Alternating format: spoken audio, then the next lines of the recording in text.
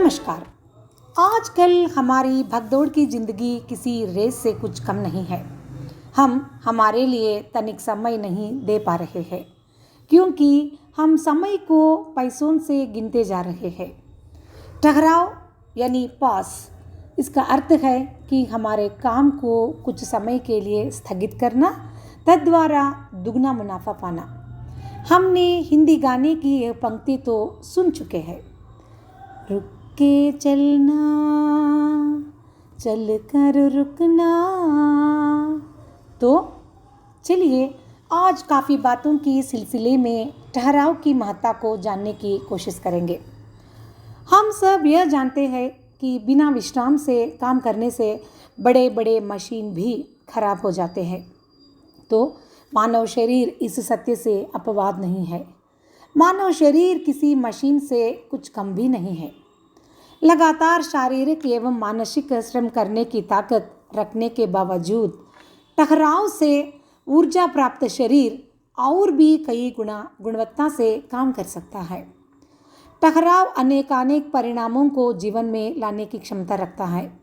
यह ठहराव शारीरिक, मानसिक, सामाजिक एवं पारिवारिक स्थितियों में भी हम लागू कर लाभ उठा सकते हैं। शारीरिक एवं मानसिक ठहराव दोनों को एक ही समय में ध्यान यानी मेडिटेशन के ज़रिए हम प्राप्त कर सकते हैं। यह अत्यंत प्रभावोत्पादक ठहराव माना जाएगा। इस स्थिति में हमें विश्राम और चैन मिलता है और ध्यान के बाद की स्थिति में आपका दिमाग और भी चुस्त काम कर आपको दिशा निर्देश करने में सक्षम हो जाता है। कभी कभी पारिवारिक सदस्यों या मित्रों के बीच मतभेद हो सकते हैं।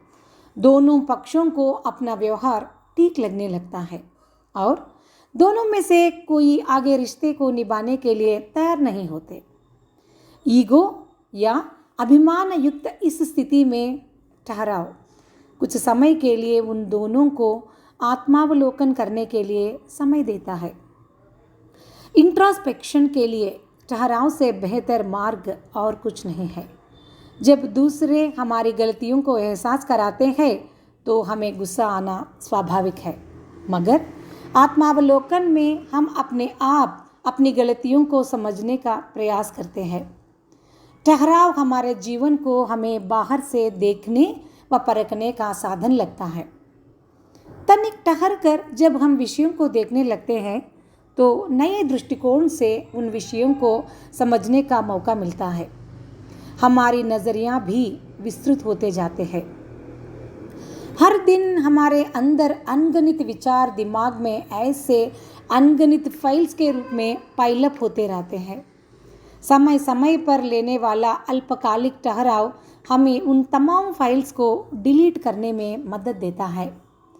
शायद आप बहुत एनर्जेटिक या ऊर्जावान भी क्यों न हो, कभी कभी हमें शारीरिक मात्र नहीं मानसिक तौर भी थक हमें जरूर जाते हैं। अल्पकालिक ठहराव हमें अंदर की चेतना को फिर से ऊर्जावान बनाता है। नहीं तो हमें अपने स्वास्थ्य को संभालने के लिए अधिक समय के लिए अस्पतालों में भर्ती होकर लंबा ठहराव लेना पड़ेगा। इससे बेहतर रोज कुछ समय अपने लिए ठहर कर स्वास्थ्य होना ही बेहतर है ना। दूसरों की उन्नति के लिए सदैव हम काम करते रहते हैं, तो हमें अपने लिए भी समय नियत करना आवश्यक हो जाता है। हम अपने मोबाइल को, लैपटॉप को समय समय पर चार्जिंग करना अत्यंत आवश्यक है। लैपटॉप में, मोबाइल में अनावश्यक चित्रों व फाइलों को डिलीट कर उसे क्लियर रखना तो हम बिल्कुल अच्छी तरह से जानते हैं। तो हमारे लिए यह सुविधा सिर्फ ठहराव से प्राप्त हो सकता है। कहते हैं सिर्फ बच्चे और तात्विक यानी फिलोसोफर जीवन को अनुभव करते हैं। हम हमारे चारों ओर फैली रंग बिरंगी अनेक विचारों से ऐसे घेरे हुए हैं, उनको तनिक अपने संवेदनाओं के साथ अनुभव करने का समय हमारे पास नहीं है। हमारे पास जो भी है वे साधारण से साधारण वस्तु क्यों न हो, उनके लिए समय निकालकर उन्हें आजमा कर तो देखें। उनके अनुभव करके देखें तो जीवन की सुंदरता का अनुभव आप खुद कर पाएंगे। आजकल डॉक्टर हमें विटामिनों की कमी के लिए विविध औषधियों के नाम सूचित करते रहते हैं। यहाँ तक कि मुफ्त में मिलने वाला विटामिन डी के लिए सूर्योदय में बाहर जाने के बदले हम आजकल टैबलेट लेने लगे हैं। ठहराव हमारे लिए एनर्जी देने लायक विटामिन कहे तो अत्युक्ति नहीं होगी। आप ठहराव को आलसीपन के साथ मत तुलना कीजिए। आलसीपन से कोई लाभ नहीं बल्कि ऊपर से नुकसान हो सकता है। ठहराव और आलसीपन के बीच अंतर को आपको समझना ही होगा। कम से कम रोज रात में सोने से पहले आपके लिए 10 मिनट के लिए ठहराव का समय दीजिए। उन 10 मिनटों में उस दिन के तमाम कार्यकलापों को आप एक बार अवलोकन कीजिए। आपको खुद अपने जीवन से संबंधित सूचनाएं मिल जाएंगे। आपके अलावा आपको खूब समझने वाला कहीं नहीं होगा। आप अपने लिए उन अद्भुत क्षणों का आस्वादन ठहराव के साथ कीजिए और जीवन को एक नए सिरे से आजमाइए।